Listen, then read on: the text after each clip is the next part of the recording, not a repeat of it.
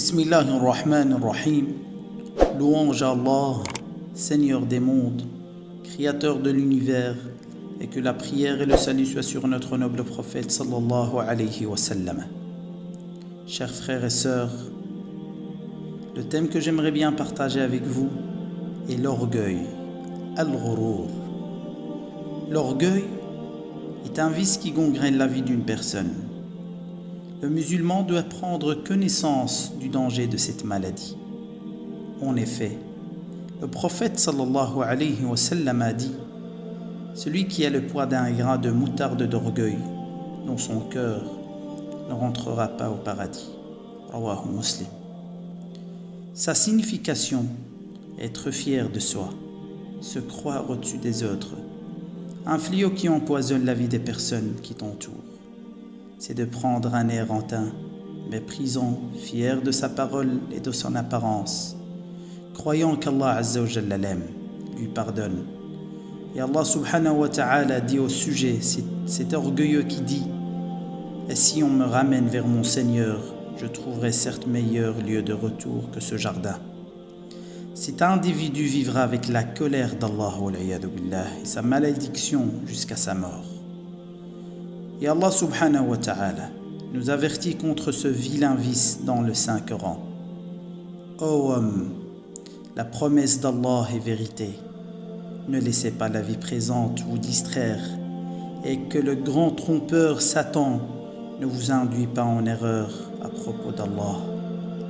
Chers fidèles d'Allah, parmi les nombreuses sources de l'orgueil, premièrement, la famille, la renommée.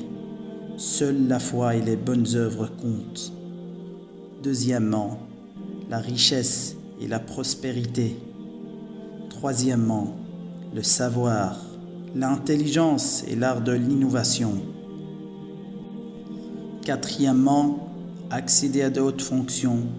Et il croit qu'Allah Azza wa Jalla l'aime, ce qui est pure ignorance et inconscience. Comme disait notre noble prophète sallallahu alayhi wa sallam au sujet de l'empereur romain, son pouvoir d'empereur l'a aveuglé. Dernièrement, la multiplication des actions, des projets, des œuvres pour se vanter et qu'on dise du bien de lui. Ce qui est un signe du manque de bonnes intentions et de sincérité dans l'accomplissement des actes. Et parmi, chers frères et sœurs, les remèdes de ce vice, l'orgueil, tu dois connaître ton origine, d'où tu viens, comment tu es créé. Et Allah subhanahu wa ta'ala nous rappelle dans plusieurs versets dans le Saint-Coran. Deuxièmement, de voir tes défauts et ta vulnérabilité devant la grandeur de la création. Troisièmement, sache que c'est Allah Azza wa Jalla qui honore ses serviteurs. Quatrièmement, réfléchis et pense à ceux qui sont morts avant toi, les riches, les forts, les dirigeants, les rois, les savants. Où sont-ils maintenant? Sous terre.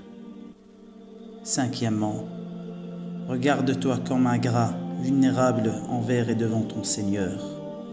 Dernièrement, sache sans le moindre doute que la miséricorde divine est réservée pour ses fidèles serviteurs, modestes et humbles, et que notre noble prophète, Muhammad, sallallahu alayhi wa sallam, sayyiduna wa habibuna, que la paix et le salut soient sur lui, et le modèle, l'imam, et le maître des fidèles pieux, reconnaissants et modestes. Veuillez alors, chers frères et sœurs, à être parmi ses serviteurs et ses adorateurs d'Allah Azza wa Jalla, et faites appel à lui, comptez sur lui, et dites sincèrement: nous sommes vulnérables et reconnaissants. Seigneur, fasse-nous entrer par ta miséricorde dans le rang de tes serviteurs dévoués et fidèles. Walhamdulillahi Rabbil Alamin.